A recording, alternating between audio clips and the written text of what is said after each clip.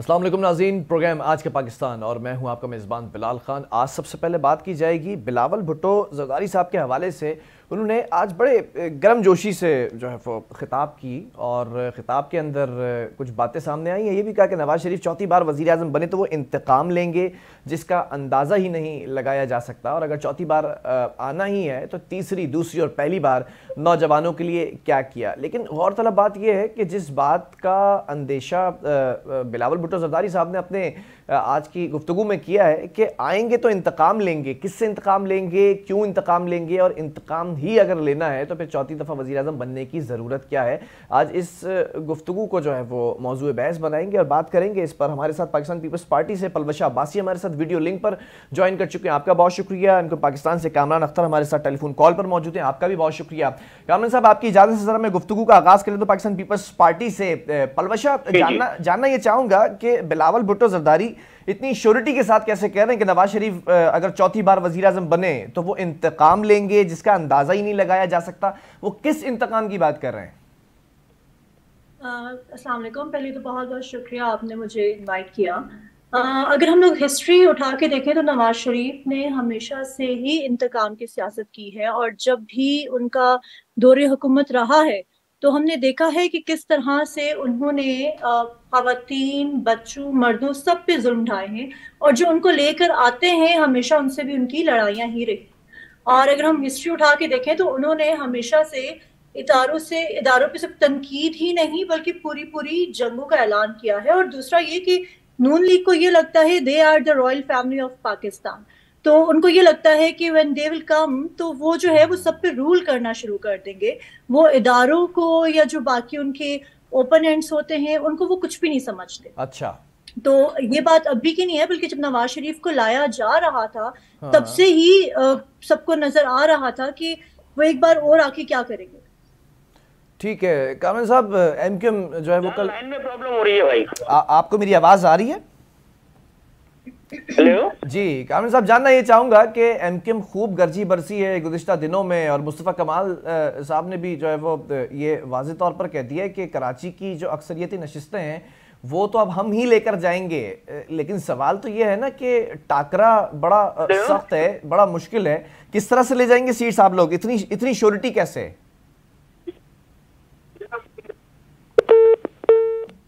गालिबन राब्ता मुनक़ता हो गया है, दोबारा राब्ता करने की कोशिश की जाए पैनल कंट्रोल रूम से। पलवशा, जानना यह है कि इस वक्त बिलावल भुट्टो ज़रदारी साहब बड़े कॉन्फिडेंट हैं और बार बार तनकीद का निशाना जो है वो नून लीग को बनाया जा रहा है। क्या ये निशाना बनाने का मकसद पंजाब के अंदर वोटर इकट्ठा करना है, वोटर्स को मोबिलाइज करना है? देखिए जी, वोटर्स को पता है कि नवाज शरीफ ने पहली बार, दूसरी बार और तीसरी बार क्या किया है। हमारा मकसद है अवाम तक सच्चाई पहुंचाना। आप देख सकते हैं कि इलेक्शंस में बहुत कम टाइम रह गया है, लेकिन नून लीग के पास अपना मैनिफेस्टो ही नहीं है। उनको पता ही नहीं है कि हमने क्या करना है, और ना ही वो अवाम को ये बता रहे हैं कि अगर हम लोग इस बार इलेक्शंस में जीत के आते हैं, जो कि उनका तो बयानिया एक बन चुका है कि साड़ी गल हो गई है, तो उन्होंने अवाम को अभी तक कुछ भी नहीं बताया कि हम अगर हुकूमत में आते हैं तो हम अवाम को कैसे फैसिलिटेट करेंगे। ठीक है। They have nothing to tell people. तो जो तनकीद की बात है, अगर हम देखें तो नवाज शरीफ ने पहली बार, दूसरी बार, तीसरी बार आके अवाम के लिए कुछ भी नहीं किया। अगर आप चलें, कहते हैं कि आपने सिर्फ थोड़ी बहुत ठेकेदारी की है ठीक जिसमें है। आपने सड़कें बना दी हैं और आप अवाम को सिर्फ सड़कें देना चाहते हैं, तो चलें क्या पलोशा, अवाम मैं को इसी पर आऊंगा। एक बड़ी लंबी डिबेट है। कामरान साहब भी हमें ज्वाइन कर चुके हैं एक बार फिर टेलीफोन कॉल पर। कामरान अख्तर साहब, जानना ये चाहूंगा कि एमक्यूएम पाकिस्तान इतनी कॉन्फिडेंट है, मुस्तफ़ा कमाल साहब भी बड़े कॉन्फिडेंट नजर आए जलसे के अंदर। सवाल ये है कि किस तरह से सीट्स लेकर जाएंगे? सईद गनी साहब ने भी कह दिया 13 नशिस्तें कह रहे हैं एनए की हमारे पास होंगी, 23 नशिस्तें पीएस की कराची से हमारे पास होंगी। देखिए बिलाल, सबसे पहले तो आपका बहुत शुक्रिया कि आपने जो है वो इस प्रोग्राम में मुझे मदऊ किया। आपका बहुत शुक्रिया। मैं अपनी बात का आगाज करूंगा। बिस्मिल्लाहिर्रहमानिर्रहीम। शुक्र अल्हम्दुलिल्लाह, अल्लाह रब्बुल इज्जत का बहुत शुक्र है। पाक परवरदिगार का कि उसने हमने जो आज से 2 रोज कब 21 जनवरी को जो एक पावर शो किया था, एक बड़े जलसे का इनेकाद किया था, तो उसमें लोग जिस तरह से लोगों का समंदर उमड़ आया और जिस तरह से लोग वालिहाना मोहब्बत का इजहार कर रहे हैं, जिस तरह से माजी में 2018 में जिस एमक्यूएम का जिस तरह से मैंडेट छीना गया था, ये सब इससे वाकिफ है। पाकिस्तान का बच्चा वाकिफ है कि किस तरह से जो है वो आरटीएस के जरिए और पीपल्स पार्टी समेत जो है वो पीटीआई को मुसल्लत किया गया था।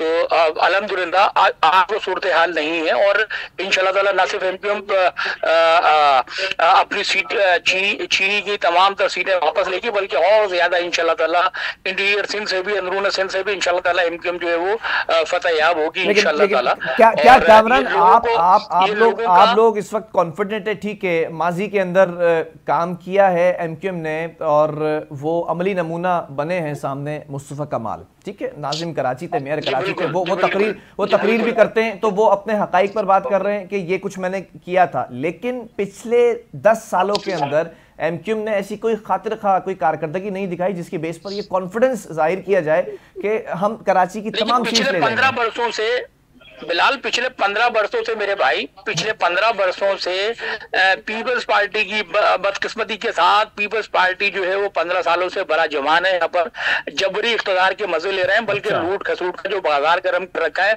22 से 30 हजार अरब रुपए की जो लोगों ने करप्शन की है, शहर को खंडर बना दिया। मुंजदोड़ों का कराची शहर के बहुत सारे इलाके मुंजदोड़ों का नक्शा पेश कर रहे होते हैं, सड़कें टूटी फूटी है, इवन के बुनियादी जरूरत पीने का पानी दस्तियाब नहीं है। पीपल्स पार्टी 15 सालों में एक बूंद कतरा कराची में पानी का इजाफा नहीं किया। आप ये देख लीजिए कि डे बाई डे कराची की पॉपुलेशन में किस कदर जो है वो इजाफा होता चला जा रहा है। बड़ी मजे की बात, पानी की आपने बात की, लोग तो ये भी कहते हैं कि अभी तक आपके ही जो कारकुनान है, आपके लगाए हुए लोग हैं, वो वाटर बोर्ड में बैठे हुए। सॉरी, मैं एक बात यहां पर कर रहा हूं, आपने पानी की बात की कि पानी का एक कतरा नहीं दिया पीपल्स पार्टी ने, लेकिन जो इदारा है Karachi water and sewerage board, एक बात यह भी कही जाती है कि आपके बिठाए हुए कारकुनान या आपके लगाए हुए जो नौकरियां थी वो लोग अभी तक वहां पर बैठे हुए हैं।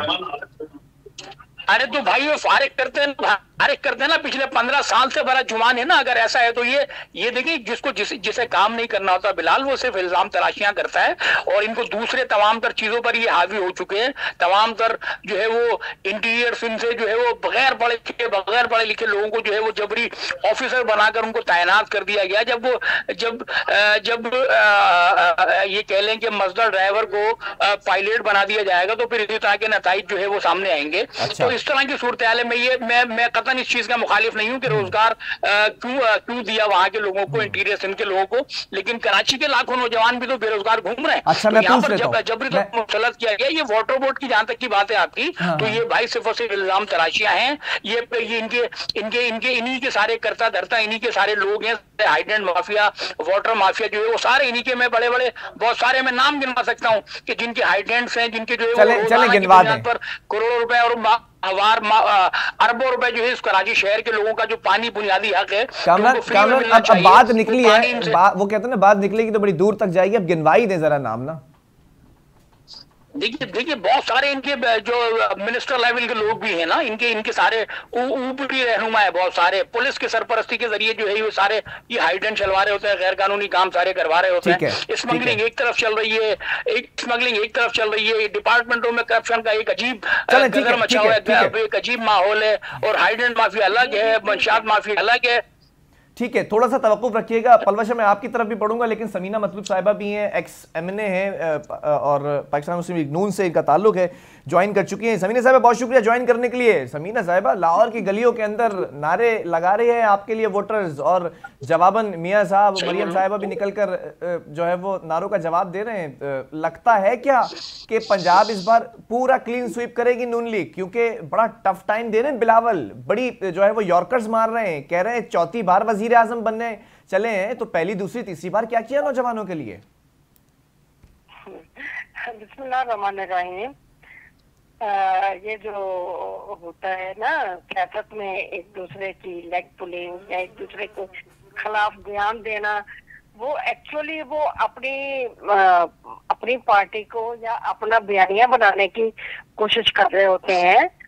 बाकी पंजाब में पंजा अराई करनी है तो वो भी वर्क करें, बयानबाजी के बजाय लोगों को मुतमईन करें और अपनी डिलीवरी जो उन्होंने पंजाब में दी हुई हो उसको लोगों को याद करवाएं कि हमने पंजाब में आप लोगों के लिए ये काम किए हैं।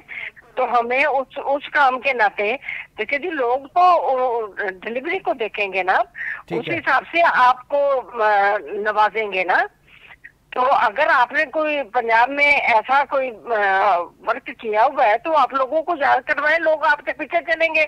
बयानबाजी में टाइम वेस्ट करने का फायदा नहीं है। ठीक है, मियां साहब ने पंजाब में क्या पूरे पाकिस्तान में डिलीवर किया हुआ है, बहुत ज्यादा डिलीवरी दी हुई है और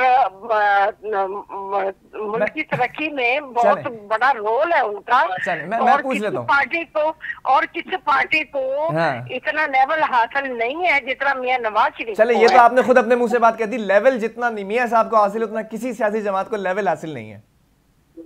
जितना मियां नवाज शरीफ का लेवल हाई है किसी और पार्टी का लेवल नहीं है। अच्छा, ठीक है, काम करने का और प्रोग्रेशन का। पलवशा, पहले तो मैं चाहूंगा कि आप रिस्पॉन्ड करें कामरान अख्तर की बात पर, फिर मैं चाहूंगा आप रिस्पॉन्ड करें समीना मतलूब साहिबा की बात पर।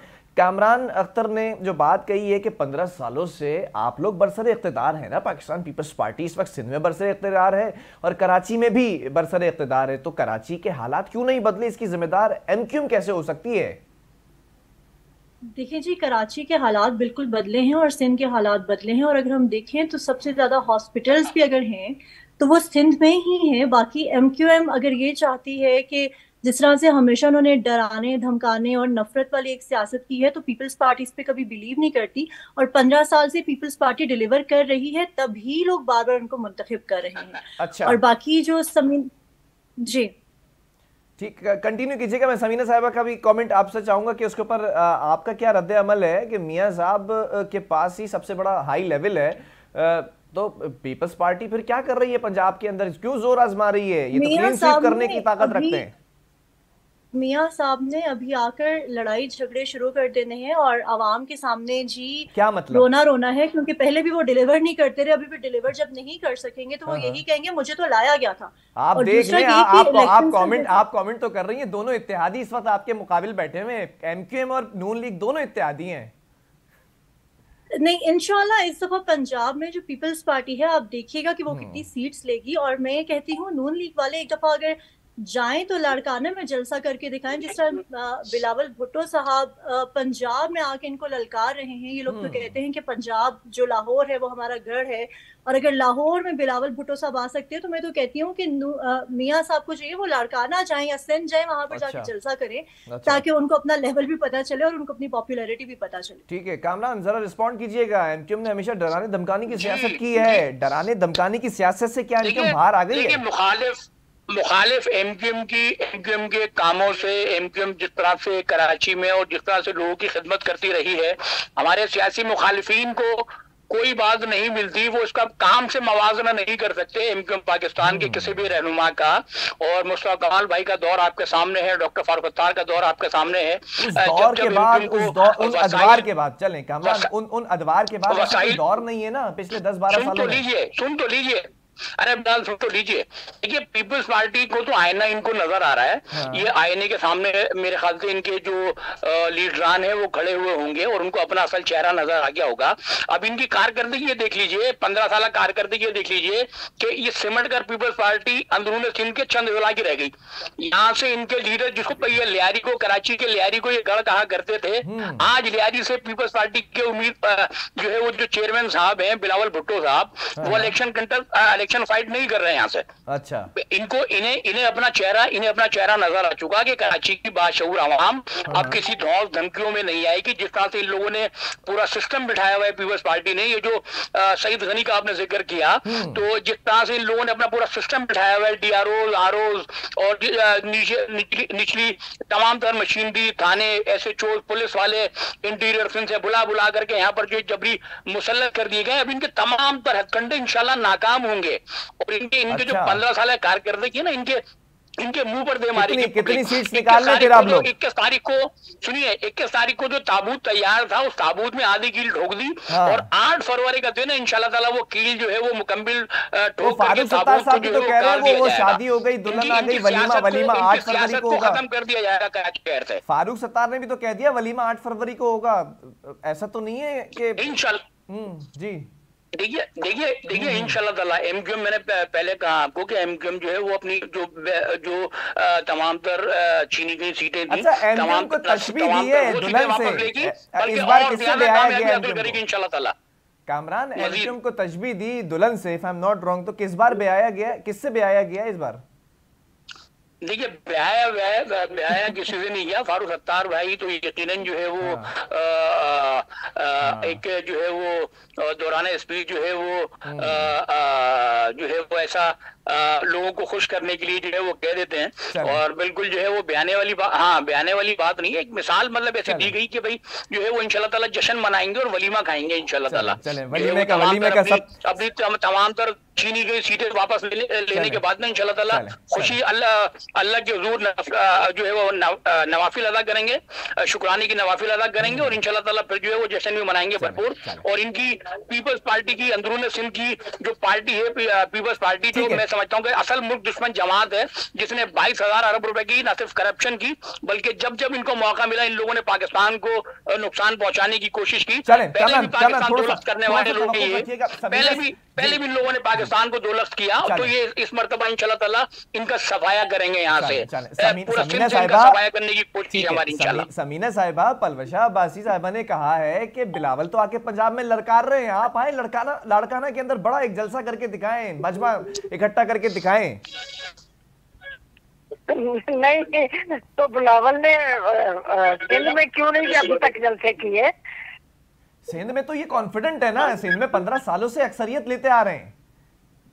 हाँ, तभी वो पूरे 5 साल उधर पार्लियामेंट में लोग इनके कामों के खिलाफ ही बोलते रहे हैं।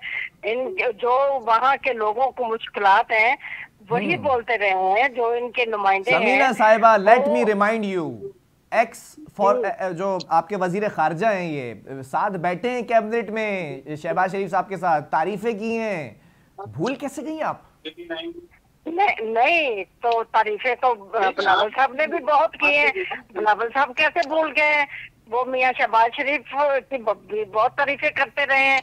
देखिए जी, काम जो करता है उसकी तारीफ होती है, ठीक है। जब हम अवाम को डिलीवर करेंगे तो अवाम भी आपकी तारीफ करेगी और अपनी कीमती। अच्छा चले, छोड़े ये सारी बातें, छोड़े। बिलावल भुट्टो जरदारी के एक स्टेटमेंट का जरा मैं चाहता हूं आप जवाब दें। एमक्यूएम का उसका नून लीग का नैरेटिव आप बता दें। मियां साहब 4थी दफा वजीर आजम बन गए तो नौजवानों का मुस्तकबिल बदलने की बात कर रहे हैं। बिलावल भुट्टो जरदारी ने कहा 3री दफा, 2री दफा, पहली दफा क्या हुआ था, क्यों नहीं बदल सके नौजवानों का मुस्तकबिल? जो तालीमी लिहाज से तब्दीली थी वो भी आती रही है। अच्छा। यूनिवर्सिटीज बनती रही हैं, अदारे बनते रहे हैं, हॉस्पिटल्स भी बनते रहे हैं, एजुकेशन में खातर खुआ तरक्की होती रही है। हमारे हर लेवल पे सोचा जाता रहा है, मनसूबा साजी होती रही है और उसके ऊपर इम्प्लीमेंटेशन होती रही है। ऐसा नहीं हुआ कि हमने मनसूबा बनाया हो और उसको इम्प्लीमेंट ना किया हो, ये कभी भी नहीं हो सकता। अवाम भूली नहीं है, मियां साहब की और मुस्लिम लीग नून की खिदमत को भूली नहीं है। हमने जो कहा, जो मनसूबा अवाम 16 माह की हुकूमत भी नहीं भूली है पीडीएम की। नहीं, पीडीएम की हुकूमत और मैं मुस्लिम लीग नून की हुकूमत की बात कर रही हूँ। पीडीएम की हुकूमत का हिस्सा पीपल पार्टी भी थी, उसमें तमाम जमातें हिस्सादार थी। और जो मुल्क का हाल था, अगर पीडीएम उसे कंट्रोल नहीं कर पाई तो मुल्क का हालात बहुत खराब थे, दिवालिया हो चुका था और IMF करीब नहीं जा रहा था किसी भी मुआहदे के। आपको किसको नहीं पता एक एक बंदे को पता है कि क्या हालात बने, और जिस बना पे हमारे जो मसाइल थे वो कम होने का नाम नहीं लेते रहे, क्योंकि मुल्क को खाई से गिरने से बचाना था। अच्छा, वो बचाया गया। अच्छा, और उसके लिए जितनी स्ट्रगल कर सकते थे वो की गई। ठीक है, चले थोड़ा सा सारी पार्टियों ने हम जहन होके जो प्लानिंग बनाई वो बेहतरीन बनाई। ठीक है, पलवश अब्बासी साहब, स्ट्रैटेजी क्या है? क्योंकि ये तो इस वक्त इत्तेहाद में है, कहीं से अगर नहीं भी जीतते हैं तो कोई दूसरी सियासी जमात की सपोर्ट हासिल हो जाएगी असम्बलीज के अंदर, लेकिन आप लोगों की स्ट्रेटजी क्या है? क्योंकि माजी के अंदर ऐसी कोई खातिर खा पंजाब से सीट्स तो नहीं ली हैं, केपीके से कोई सीट्स ऐसी नहीं ली हैं 13-18 के अंदर। इस बार बिलावल भुट्टो जरदारी कह रहे हैं कि हम अक्सरियत यहाँ से ले जाएंगे बगैर किसी इत्तेहाद के। कैसे? देखिए जी, इस दफा जितने भी आजाद उम्मीदवार होंगे वो eight the end of the day उन्होंने बिलावल भुट्टो साहब के पास ही आना है। अच्छा, अलीम खान साहब कह रहे हैं कि वो हमारे पास आएंगे। इस दफा जो हुकूमत बनेगी, आप देखिएगा कि आजाद उम्मीदवार अभी से सोच चुके हैं कि उन लोगों ने पीपल्स पार्टी के पास जाना है। अच्छा। और उन्हीं से मिलकर इंशाल्लाह हमारी हुकूमत भी बनेगी। ऐसा क्या देने वाली है पीपल्स पार्टी इन आजाद उम्मीदवारों को? ऐसा क्या दे रही है आजाद उम्मीदवारों को पीपल्स पार्टी के? इन्हीं के पास जाना है, आपने फैसला कर लिया? देखिए जी, जब पीपल्स पार्टी मुल्क में आई है उसने अपनी आवाम का भी ख्याल रखा है, उन्होंने अपने उन लोगों का भी ख्याल रखा है जिन्होंने उनका साथ दिया है। अच्छा। अगर आज भी देखा जाए तो जरदारी साहब अपने हर उस बंदे का बहुत ख्याल रखते हैं जिन्होंने हमेशा माजी में उनका साथ दिया। जरा ये एक्सप्लेन कीजिएगा, ये ख्याल रखने से क्या मुराद है? कि ख्याल रखा है, ख्याल रखने से ये मुराद है कि आप अपनी आवाम को डिलीवर करते हो। आपके जिन जिन इलाकों के जो आपके पार्लियामेंटेरियंस होते हैं उनके इलाकों में जो है फैसिलिटीज फ्राहम की जाती हैं। अच्छा। आपके लोगों की बात सुनी जाती है, आपको हेल्प दी जाती है, आपको बेनजीर कार्ड जैसे प्रोग्राम्स दिए जाते हैं। और इस दफा तो बिलावल साहब ने बहुत ज्यादा ऐसे प्रोग्राम्स का भी अच्छा, ये ख्याल तो मुझे लगता है जहांगीर तरीन साहब भी रख सकते हैं, अलीम खान भी रख सकते हैं। उन्होंने तो इमरान खान का भी बड़ा ख्याल रखा था, उनके जो तोड़ के जो उनकी जमात में लोग लेकर आए थे उनका भी बड़ा ख्याल रखा था, हेलीकॉप्टर के जरिए कहाँ जाते थे। ये तो ख्याल वो लोग भी बड़ा अच्छा रख सकते हैं। आप कैसे कह रही हैं कि आजाद उम्मीदवार पीपल्स पार्टी को ही चुनेंगे? इंशाल्लाह वो नहीं को चुनेंगे। आप मुझे बताएं, वो क्या नून लीग के पास जाएंगे या जहांगीर तरीन साहब जिन्होंने अभी अभी अपनी जमात बनाई है?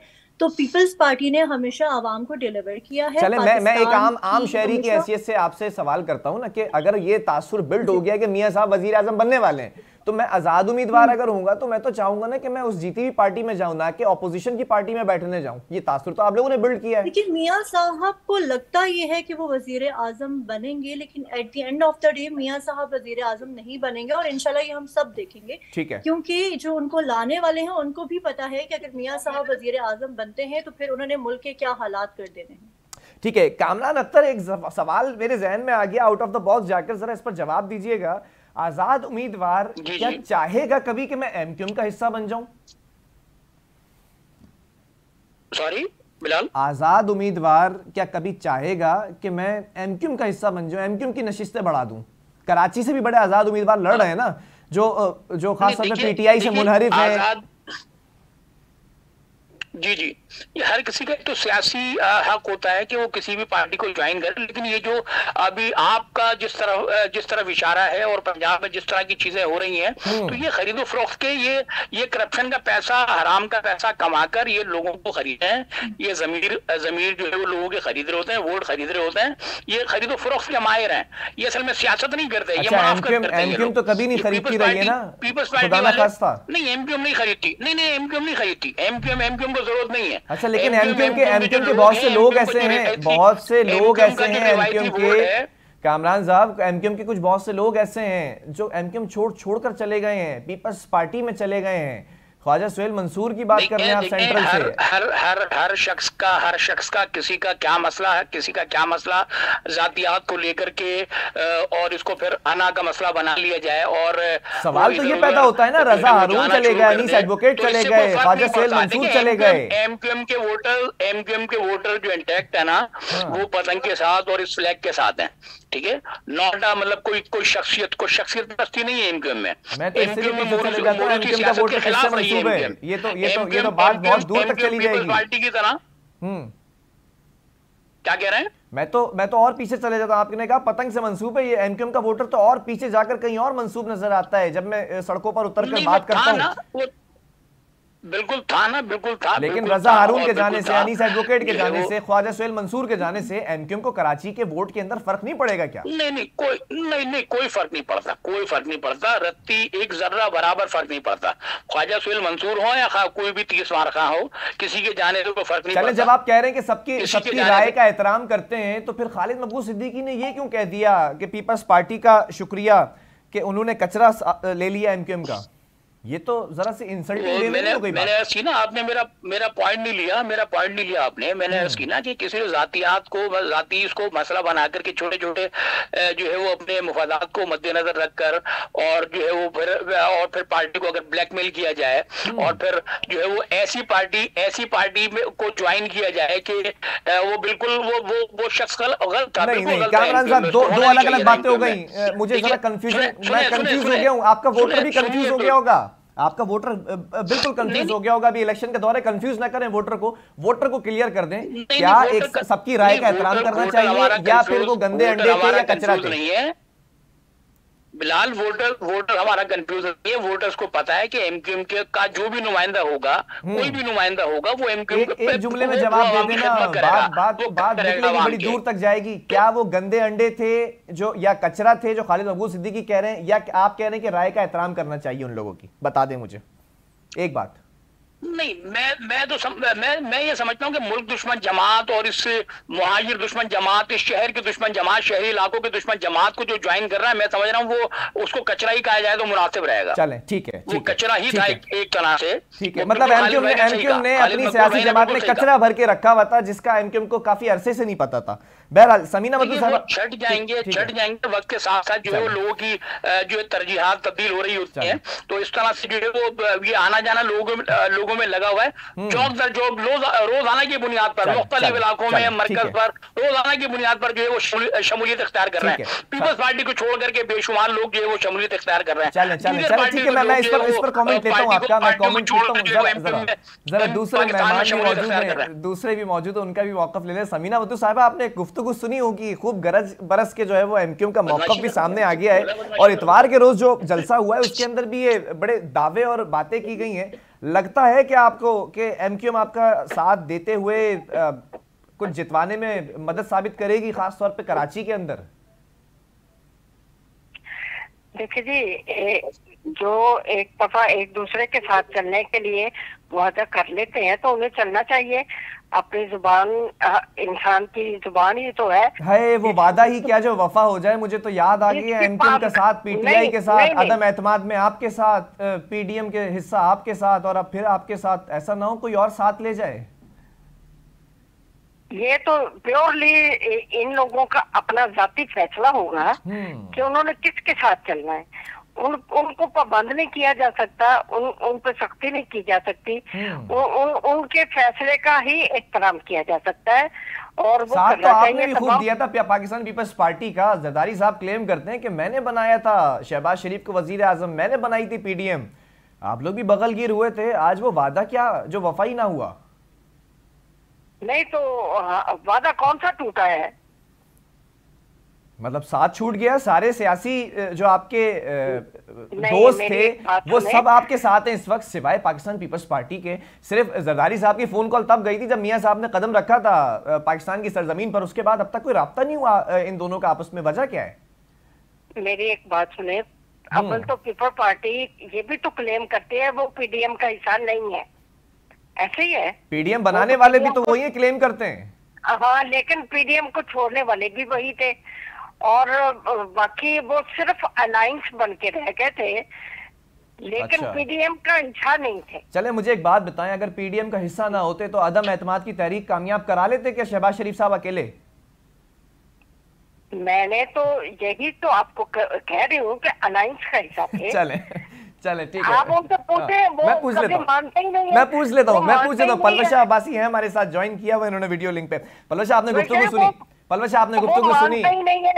ठीक है, मैं पूछ लेता हूँ। पलवशा, पीडीएम का हिस्सा आप लोग नहीं थे, अलग हो गए थे, सारा मलबा उन पर डाल दिया, मुल्क का बेड़ा गर्क हुआ, दिवालिया निकल गया, मुआशी कदगन लग गई, ये तो नाइंसाफी है ना। कल तक गले मिलते थे, बिलावल भुट्टो जरदारी कहते थे, सैलाब जदगान की जब वहां पर जाते थे इंटीरियर में कहते थे इस मुल्क को और सिंध को शहबाज शरीफ जैसा वजीर आजम चाहिए। आज क्या हुआ, वो बुढ़े बाबे सियासत से बाहर चले जाएं, शेर जो है वो बिल्ली बन गई है, पिच से निकाल देते हैं सियासी मुखालफिन को, तब खेलते हैं, किसी डील के बगैर ना जाते हैं मियां साहब ना आते हैं। क्या हो गया बिलावल भुट्टो जरदारी साहब को, भूल गए कुछ चीजें? देखिए जी, पीपल्स पार्टी वो जमात है जो डेमोक्रेसी पे बिलीव करती है और जमहूरियत पे बिलीव करती है, लेकिन अब जाहिर है जब नून लीग डील्स करेगी जाके थर्ड पार्टीज के साथ, तो फिर तो हमारा इख्तलाफ बनता है। और जितना हमारे फॉरेन मिनिस्टर जब बिलावल साहब पीडीएम की हुकूमत में थे, जिस तरह से उन्होंने बाहर की कंट्रीज से हमारे जो दुश्मन थे पाकिस्तान के अंदर भी आप देख सकते हैं कि क्या हालात चल रहे थे, और वो उस टाइम फॉरेन दौरों पे जाते थे, तो जो उन्होंने पाकिस्तान का इमेज मेंटेन किया रखा, ये एक बहुत बड़ी बात थी इस सारे सिनेरियो में। और उसके अलावा जो पीपल्स पार्टी है, of course that is the party who makes the king. तो शहबाज शरीफ को जाहिर है अगर जरदारी साहब ना बनाते, या अगर हम लोगों ने एतमाद पीपल्स पार्टी ने ना लानी होती, तो नून लीग कुछ भी नहीं थी पीपल्स पार्टी के बगैर। अच्छा चलो, यही सवाल मैं आपसे कर लेता हूं, अगर जरदारी साहब पीडीएम बनाने का दावा कर रहे हैं और नून लीग साथ नहीं देती, सारा मलबा इस वक्त नून लीग के ऊपर है, अगर वजारत उज़्मा का ये जो बोझ है शहबाज शरीफ अपने कंधों पर ना रखते, तो क्या पीपल्स पार्टी अकेले अदम एतमाद की तहरीक में कामयाब हो सकती थी? देखिए जी, पीपल्स पार्टी के साथ बाकी जमातें भी उस टाइम थी, और नून लीग सबसे ज्यादा तो जल्दी अदम एतमाद लाने की नून लीग को ही थी, क्योंकि नून लीग को वैसे भी अपनी एक उनके पर्सनल ग्रजेस थे उस टाइम अदम एतमाद लाने के लिए, और हमेशा से वो एक नफरत की सियासत भी करते। तो Peoples Party is the party, जब वो जमहूरियत के साथ खड़ी होगी तो ना सिर्फ बाकी पार्टीज बल्कि तमाम आवाम भी उसी के साथ ही हमेशा खड़ी रहेगी। ठीक है, चलें पलवश साहब, बहुत शुक्रिया। कामरान, ये सवाल आपसे भी बनता है, ये दोनों सियासी जमातें पीडीएम का हिस्सा रही, लेकिन असल कील तो ताबूत में एमक्यूएम ने ठोकी थी, एमक्यूएम हिस्सा थी हुकूमत का, और एमक्यूएम फिर उसके बाद बन गई थी हिस्सा पीडीएम का। ये मैं सवाल कैसे आपसे ना करूं? एमक्यूएम ना होती तो क्या अदम एतमाद कामयाब होती?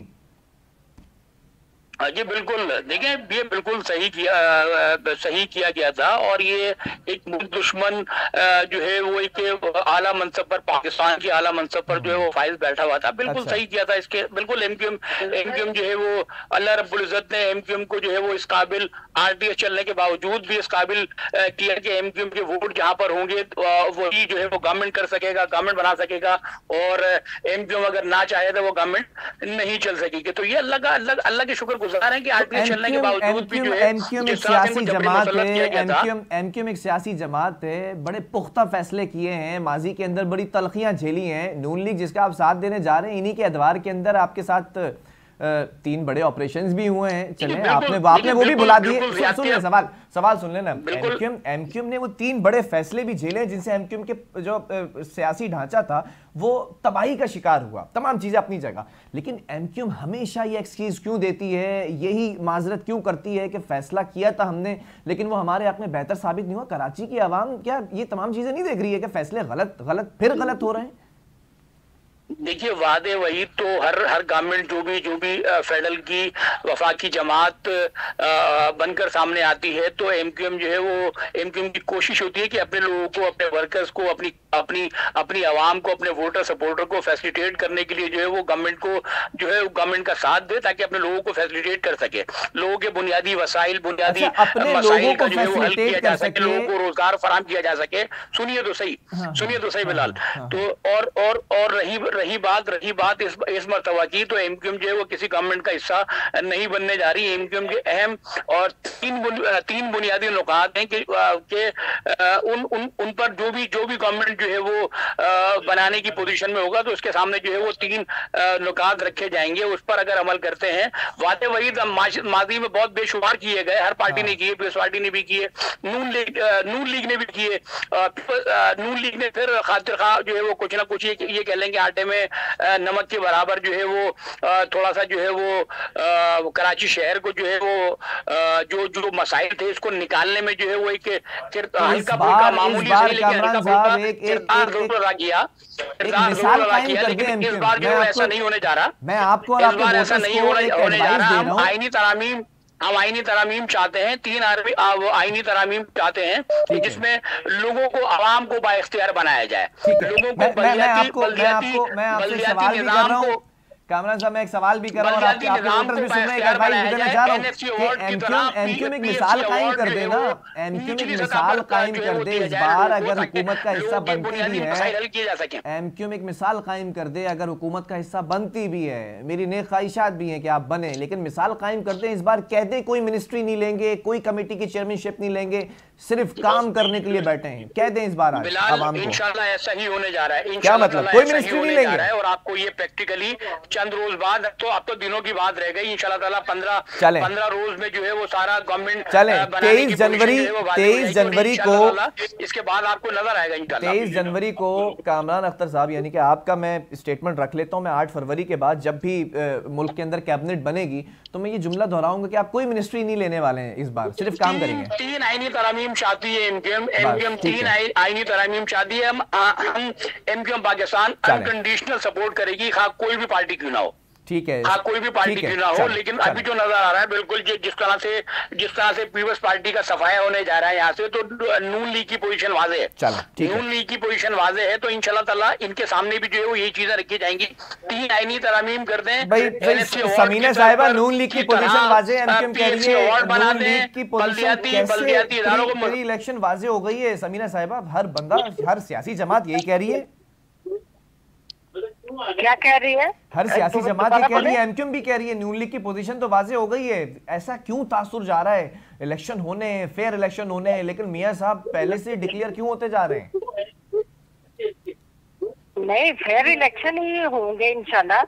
तो ये मियां साहब की रिसेप्शन से लेके अब तक के जो जलसे हैं, ये लोग देख के ऑब्जर्व नहीं कर पा रहे कि अभी लोग मियां साहब को शिद्दत से चाहते हैं, और सभी लोग, हम भी अपने इधर कैंपेन में मसरूफ हैं, और लोगों की जो ख्वाहिश है दिल की, वो हम हमारे तक है। जो लोग चाहते हैं कि हमारा वो 13 से 18 तक का जो दौर था, मियां साहब जिस दौर पे छोड़ के गए थे, हमें वही दौर चाहिए। वो सस्ता तरीन दौर था और अवाम खुशहाल थी, और गरीब से गरीब लोग अपना पेट भर के सोते थे। तो ये लोगों की चाहत के मुताबिक, ये लोगों की ख्वाहिश के मुताबिक जो फैसला हो रहा है, ये उसको महसूस करके कह रहे हैं। और कोई किसी को कमिटमेंट जो है, तो ये भी लेने को कमिटमेंट सबके साथ मिलके। बाकी एमक्यूएम की बात, बाकी ये जो जिनके पास जो थोड़े थोड़े वोट्स हैं, वो तो हमेशा हुकूमत के साथ ही देंगे। चलें, ठीक है, बहरहाल ठीक है, आपका भी मौका आ गया। समीना मतलूब साहब हमारे साथ मौजूद थी, एक्स एमएनए हैं नून लीग से, कामरान अख्तर साहब हमारे साथ एमक्यूएम से मौजूद थे, और पलवश अब्बासी पाकिस्तान पीपल्स पार्टी से मौजूद थी। देखना यह है कि कौन सी सियासी जमात किसका साथ देते हुए बरसर इक़्तिदार आती है, या फिर कौन सी सियासी जमात पाकिस्तान के हालात बदलने के लिए हुकूमत में आने के बाद कोई मौशी तब्दीलियों पर गौर करती है। सबसे बड़ा चैलेंज यही है कि जो भी सियासी जमात 8 फरवरी के बाद हुकूमत बनाएगी, अपनी कैबिनेट बनाएगी, उसके लिए सबसे बड़ा चैलेंज ये है कि आपने मौशी तौर पर इस मुल्क को कैसे मुस्तहकम करना है। पहला बजट भी पेश करना है, और फिर उसके बाद जो आपके सियासी मुखालफीन हैं उनको भी आपने झेलना है। प्रोग्राम को ख़त्म हुआ, अल्लाह हाफिज़।